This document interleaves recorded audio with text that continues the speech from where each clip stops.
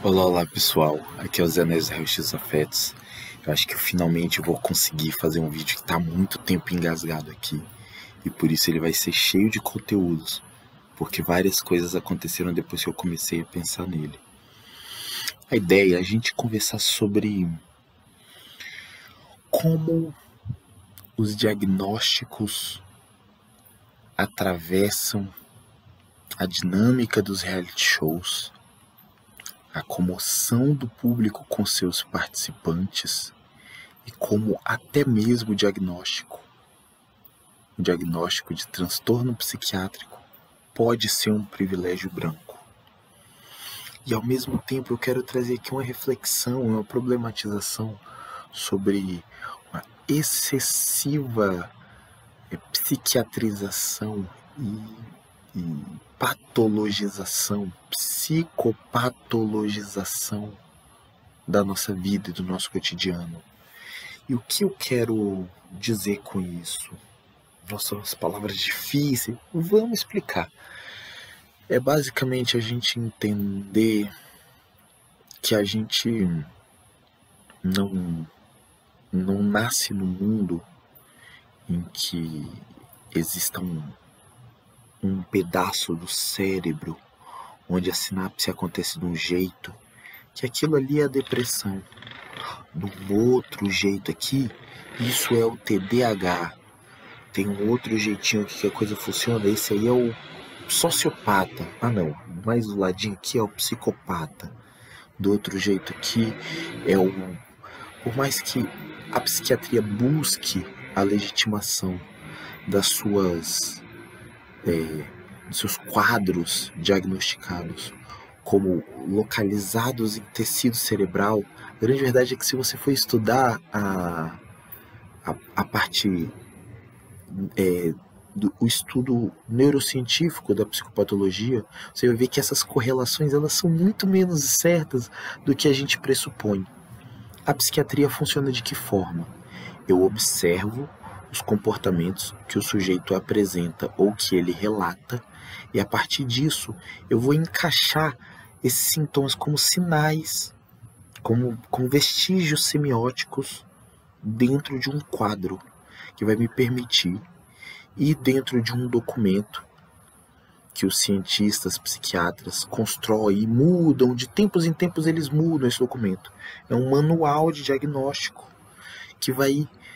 que eu vou olhar e vou dizer assim, então se a pessoa tem essa característica assim, assim, assim, apresenta esses sinais combinados com aquele outro, portanto o nome desse quadro é esse.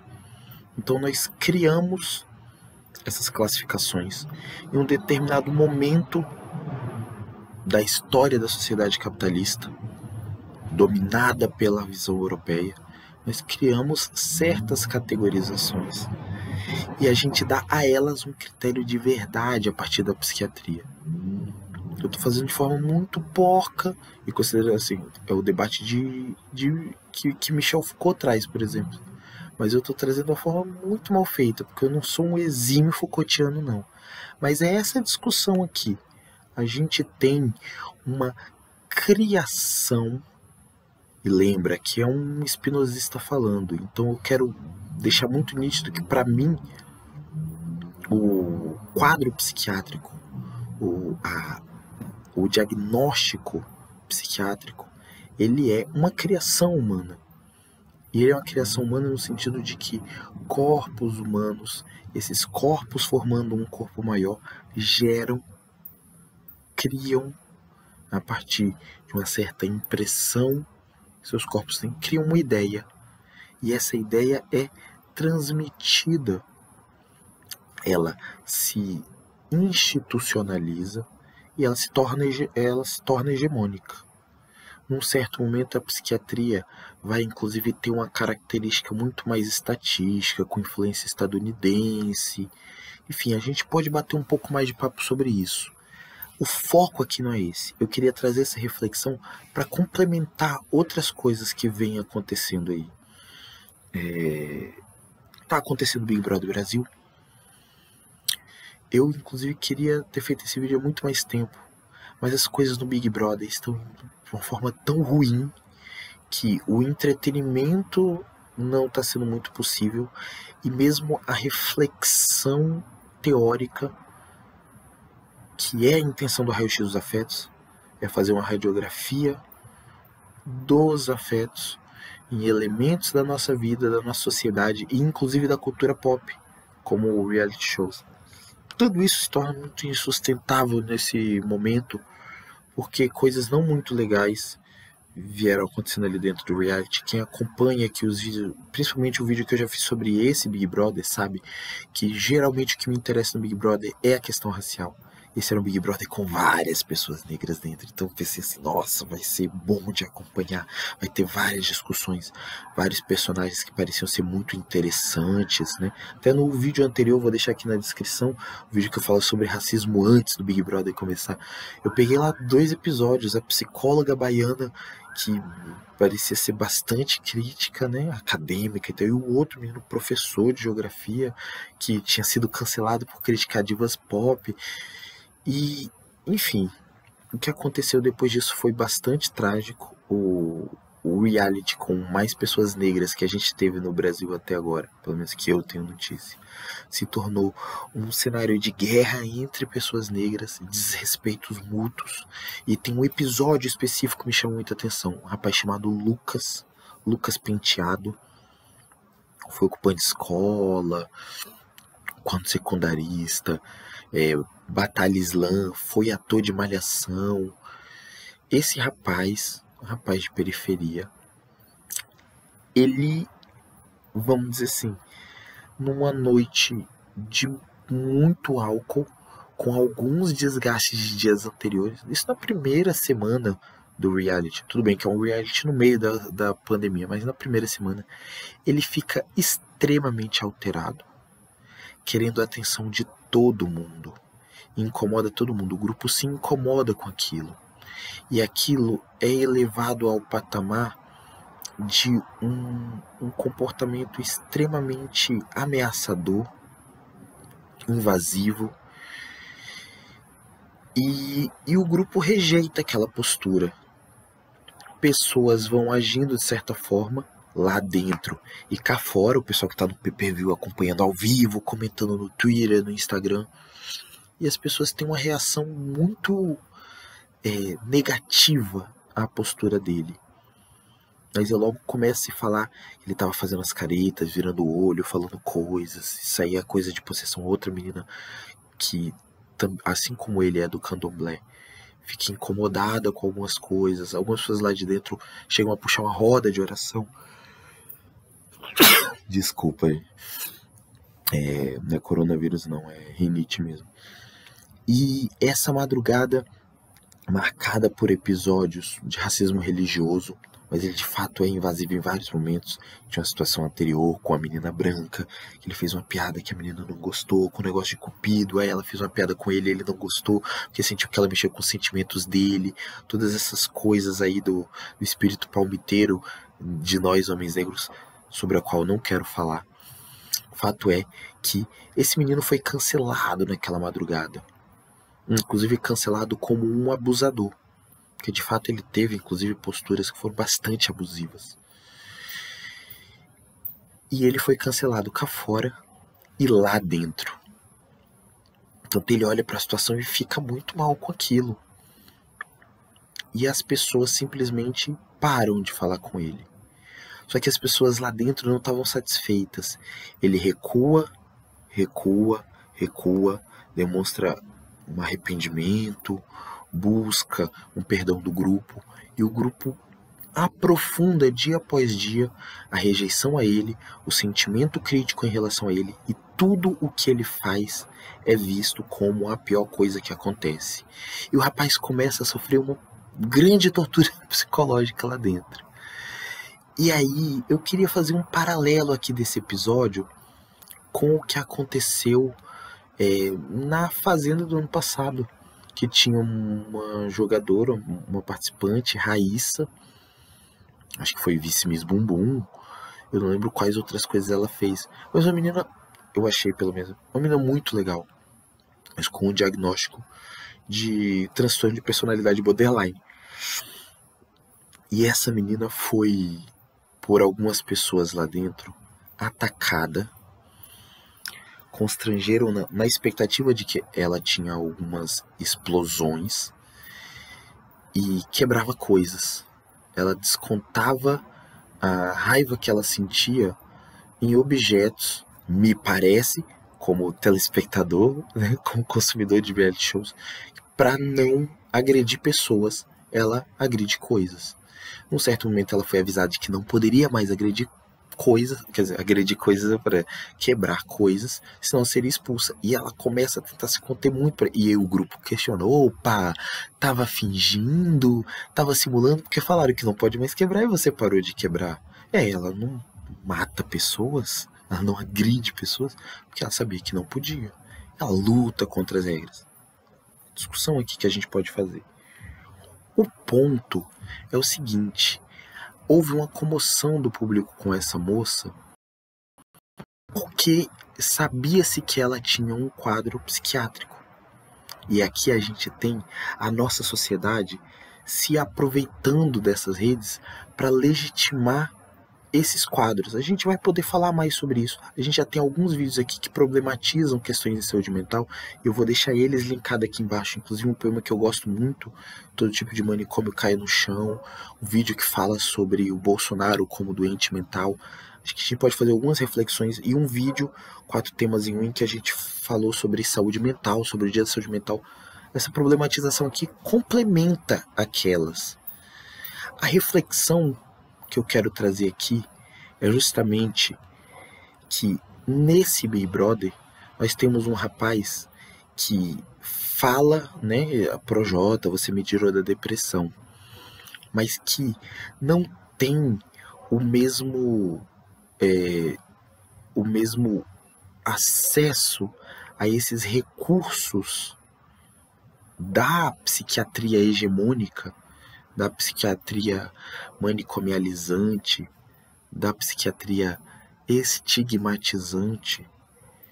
Ele não tem acesso a esses recursos como legitimação das suas dificuldades na relação com as demais pessoas, como a outra moça tem.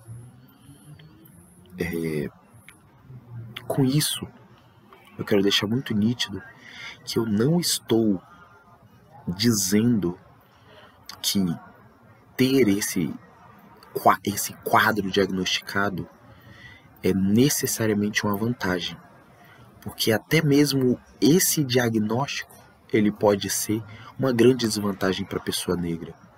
O modo como historicamente tratamos as pessoas brancas e negras explica por que os manicômios eram majoritariamente cheios de pessoas negras, porque o sofrimento psíquico das pessoas brancas e das pessoas negras sempre foi tratado de forma diferente.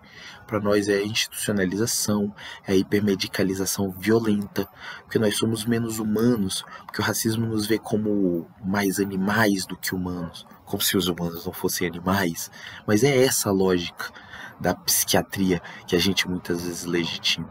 No entanto, o que a gente tem aqui? A gente tem a possibilidade de um sujeito ser socialmente legitimado por um diagnóstico que ele recebe de um psiquiatra. E o filtro racial vai operar inclusive nisso. Então, essa é uma reflexão que precisa ser feita. E que muitas vezes pode ser confundida, e às vezes a gente está falando aqui de explicações mal dadas, mas às vezes de falta de interpretação de texto mesmo. A gente não está dizendo aqui no raio-x dos afetos que o diagnóstico é fundamental, apesar de que a gente tem movimentos que vão ter essa perspectiva. Você vai ter aí uma série de movimentos que tratam o autodiagnóstico, a autoidentificação na construção de uma identidade, né, em torno de uma discussão da psicofobia. São termos que eu não domino, que eu quero me aproximar deles aqui em vídeos futuros, mas que eu vejo com uma certa desconfiança essa construção de uma identidade em torno do diagnóstico. Mas isso está colocado. A gente tem, por exemplo, o movimento LGBT falando muito da disforia como uma característica. Eu acho que a gente tem que fazer essa discussão. Outros vídeos aqui no canal vão aprofundar essa discussão.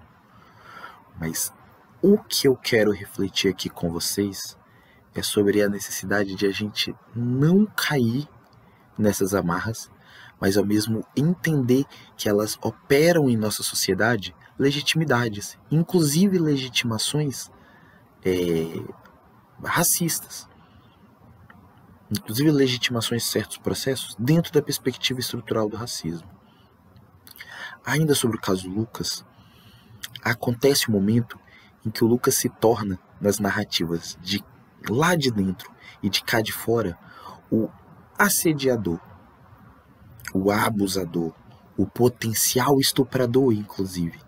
E a nossa sociedade, ela tem uma característica que é a do linchamento. Fala-se em cancelamento como linchamento virtual. Mas linchamento é uma prática que de fato aconteceu no passado e ainda acontece no presente do povo negro. Homens sendo linchados porque são considerados em efeitos manada como estupradores. E a gente tem que tomar muito cuidado quando a gente tenta fugir do rótulo do doente mental. Como eu falei, vou deixar vídeos aqui embaixo em que eu faço essa problematização, mas a gente cai no rótulo do assediador, assim como a gente cai às vezes no rótulo do racista. A gente não entende que racista é um adjetivo que diz respeito também a um sujeito que se comporta de determinada forma, que emite certas respostas, para usar um linguajar do behaviorismo radical. Então, esses sujeitos, esses organismos que emitem respostas, eles estão colocados nessa situação de uma forma que a gente os rotula como se faz com uma patologia lá na psiquiatria tradicional. E aí, isso vai ter papel diferente para pessoas diferentes. Porque o branco abusador, ele sai de um reality com contratos milionários. Mas o negro rotulado de abusador, ele vai ser linchado. E aí a gente teve isso acontecendo dentro da casa. A galera muda cá do lado de fora, majoritariamente, o público parece mudar de posição em relação ao Lucas. Que não é mais um menino descontrolado que irritou todo mundo, mas um menino que errou, que pediu desculpa, mas o grupo pratica contra ele tortura psicológica. E é essa narrativa que está sendo colocada, né? Uma galera defendendo isso, que Lucas está sofrendo tortura psicológica lá dentro. E, portanto, acontece um movimento de grande rejeição da Carol Conká, a artista, cantora, rapper e apresentadora de televisão, que protagoniza esse processo, que se coloca no intuito de pisar no menino, de mostrar pra ele que tá errado, pisar no macho, né? Aquela coisa do o vagabundo fala, como que é? Mamacita fala, vagabundo senta. E ela coloca em prática esse verso, tipo, foi mostrar que a arte dela é real. E usa o Lucas como objeto desse movimento. A casa se silencia diante disso. Os poucos incomodados levam alguns dias para conseguir começar a se manifestar contra. E muita gente adere, inclusive pessoas que estão simpáticas a ele no primeiro momento, como o caso do também rapper Projota. A galera começa a virar de posição e ficar contra esse menino. A Lumena, quem viu meu outro vídeo sobre o BB20 viu, tinha expectativas positivas sobre ela.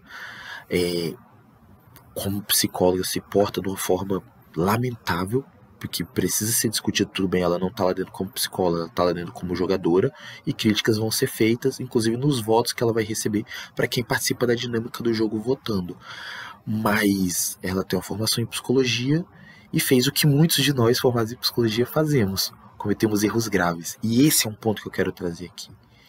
Eu consigo me enxergar no Lucas, eu consigo me enxergar na Carol, eu consigo me enxergar na Lumena, eu consigo me enxergar no Gilberto, no João, no Projota, até mesmo no Nego Di, que talvez seja a pessoa que pensa mais diferente de mim ali, nos comportamentos mais repulsivos.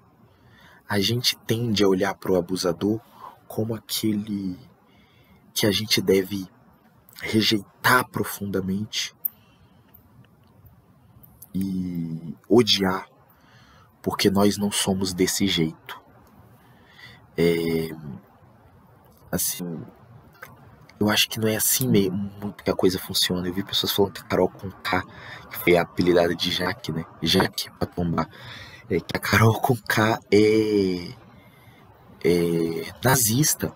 De fato, ela já tinha soltado algumas falas com teor xenófobo antes, cometeu um monte de deslizes, fez falas transfóbicas ainda no início do programa, cometeu vários deslizes de fala. Eu acho assim, o jogo da Carol tá muito errado, e para além de jogo, ela foi muito desumana com o Lucas, sim. Independente dos erros dele, ela foi profundamente desumana. Reproduziu uma lógica do linchamento do homem negro, que no caso do homem negro chega a ser literal e é muito real. Construiu um personagem em cima dessa coisa de pisar em um macho escroto, que tinha que ser um macho escroto negro, né? É mais difícil você construir esse personagem pisando no macho escroto branco. Tudo bem que ninguém tinha tido posturas semelhantes como a do Lucas ali para cumprir esse papel, mas, por exemplo, a Carol é aliada do Fiuk, que em vários momentos foi macho escroto contra desavenças da Carol. Então tem uma série de coisas que estão ali colocadas que a gente pode analisar aqui sobre o jogo, para quem acompanha Big Brother. Mas a reflexão que eu quero trazer é: Carol Conká não é nazista. Carol Conká está reproduzindo o que muitos de nós, em situações de confinamento, faríamos. A vida profissional dessa menina está sendo destruída. E eu não sei se ela vai se recuperar. Porque ela não é um homem negro, nem é um homem branco, nem uma mulher branca. Está longe de ser um homem branco. E por mais que ela seja do Sul, seja uma educadinha de Curitiba, acho que tudo conspira para que ela tenha muito mais dificuldade para recuperar sua carreira do que outras pessoas que já foram canceladas. Não é pouco grave o comportamento dela em relação ao Lucas, em especial, o modo como ela agitou isso. Enfim, o grupo todo aderiu. A Carol com certeza vai ser a mais prejudicada, teve um protagonismo nisso, mas o modo como as coisas estão acontecendo me preocupa muito, porque aí a Carol vira alvo de um racismo muito profundo. As pessoas estão criticando ela com razão e estão perdendo a razão dessa crítica ainda assim. É porque nós olhamos para os objetos do mundo real como se neles estivesse a verdade das coisas e não na nossa interação com eles. A gente não consegue enxergar a Carol na relação conosco, na relação com os outros objetos. É ela que é gente ruim. Assim como eu tive um debate com o menino naquela ocasião, daquela madrugada em que o Lucas, daquela festa lá do Lucas, um menino que insistiu muito, muito no Twitter em dizer que o Lucas não tinha um problema psicológico não, que ele era uma pessoa muito ruim. Então a gente tem duas afirmações aqui. Primeiro, pessoas dizendo que ele com certeza tem um quadro patológico, e a gente não sabe se ele tem alguns sinais ali de que ele possa tá em algum sofrimento psíquico. Parece que sim, que tá, mas a gente não tem o diagnóstico dele, né? Ele fala de ter tido depressão, disso ele fala, de ter passado por um momento de depressão, que a gente sabe que hoje a depressão é nada mais nada menos que o nosso corpo reagindo de forma deprimida a esse funcionamento social em que a gente está, um comportamento cada vez mais um quadro de comportamentos cada vez mais disseminado nas práticas desse sistema em que a gente vive. Mas enfim, o fato é que havia o outro lado, pessoas dizendo que com certeza ele não é um doente mental porque ele é uma pessoa ruim, com certeza ele não tem um sofrimento psíquico porque ele é uma pessoa ruim, com certeza o caso dele não é de precisar de sair para, como pessoas estavam falando, nossa, depois dessa madrugada você tem que sair para ter um atendimento psicológico. Não, ele é um assediador, ele é gente ruim, ele é o pior tipo de gente. Sempre os dedos vão estar apontados para as pessoas negras, mesmo quando são outras pessoas negras apontando o dedo, de uma forma que ameaça até mesmo a integridade física. Nesses aspectos, o genocídio também está colocado. E aí me espanta muito uma turma que diz que a gente não deve fazer a discussão do BBB, que fazer a discussão de racismo no BBB é militar demais. E cai no mesmo papinho das pessoas que, por conta dos vacilos da Lumena, e até de alguns não tão vacilos assim, e de outras pessoas, começam a deslegitimar a militância. Ou outros que dizem que não, que a militância é importante. Mas não a militância identitária, a militância negra, a militância LGBT, a militância feminista, que todas essas militâncias são militâncias ilegítimas por serem identitárias. Discussões muito perigosas por todo lado que estão sendo feitas, e eu quero colocar tudo isso na balança aqui. Esse vídeo até está mais longo do que eu gostaria que fosse, mas eu quero fazer essa reflexão com vocês.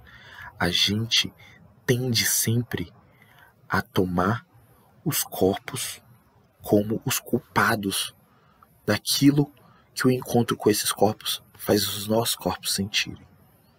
E a gente precisa conseguir fazer uma leitura dos afetos que entenda a natureza dessas relações, que consiga analisar esses encontros, ao invés da gente cair na armadilha de atribuir ao outro a responsabilidade por tudo, porque é isso que acontece. E quando isso acontece, inclusive, os corpos negros são alvo de violência mais profunda, de ódio mais profundo no racismo estrutural em que vivemos. Então é preciso fazer, como diz o nome desse canal, é preciso fazer um raio-x dos afetos na análise dessas situações e entender que sim, há situações ali colocadas que precisam de análise porque expressam a mesma lógica que todos os dias a gente vê nas violências genocidas que as pessoas negras sofrem e que acabam virando só estatística. Ali deixa de ser mais do que só estatística, porque está sendo uma peça de entretenimento. Mas a gente tem que fazer a discussão certa, ao invés de se abster da discussão. Claro, quem não quer discutir BBB pode não discutir.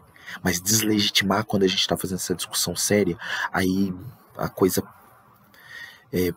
perde um pouco o caráter de uma crítica justa. Eu acho que a gente tem que problematizar sim o fato de que a Rede Globo produz peças de cultura de massa que pretendem banalizar uma série de discussões. Eu quero fazer um outro vídeo aqui sobre isso, não é discussão para hoje, sobre até que ponto a edição do Boninho, a edição do Big Brother quer construir certas narrativas que quebrem a luta antirracista. Tudo isso deve ser discutido. A gente deve discutir isso com calma, fazer essa crítica.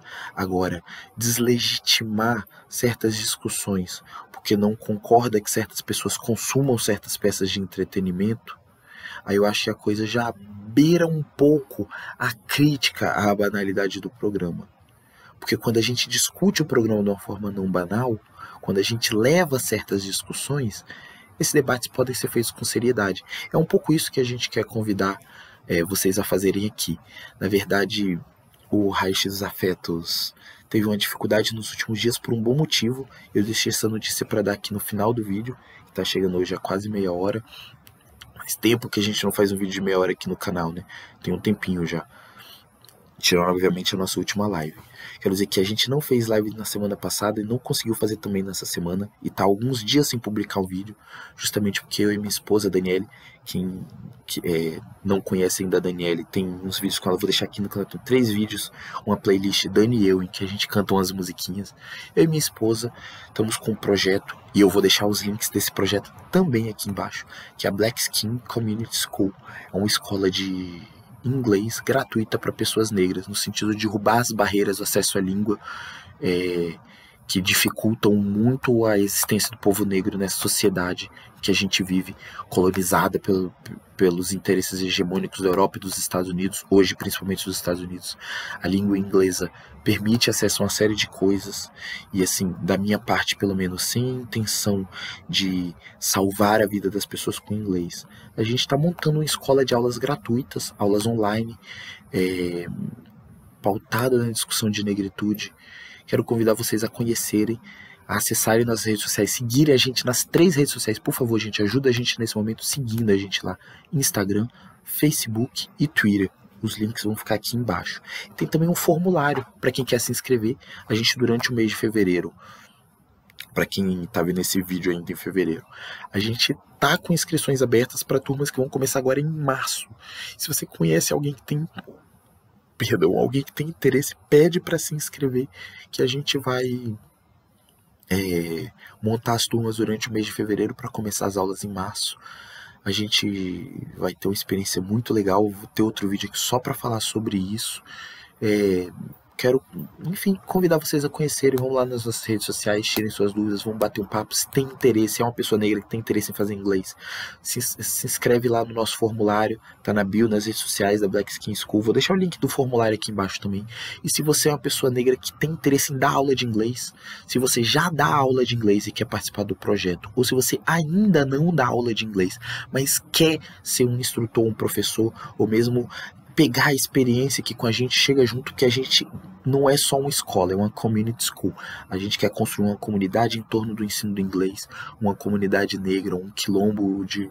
A experiência vai ser bastante legal, gente. E aí, convidar vocês a colarem junto, a construir essa experiência com a gente e a aprenderem junto com a gente a fazer, porque é isso que a gente está fazendo. A gente não está só fazendo educação popular, a gente está aprendendo a fazer educação popular fazendo. É essa a intenção da nossa Community School. E se você quer fazer educação popular com a gente, cola junto na Black Skin Community School, que, enfim, você vai poder conhecer nos links aqui embaixo.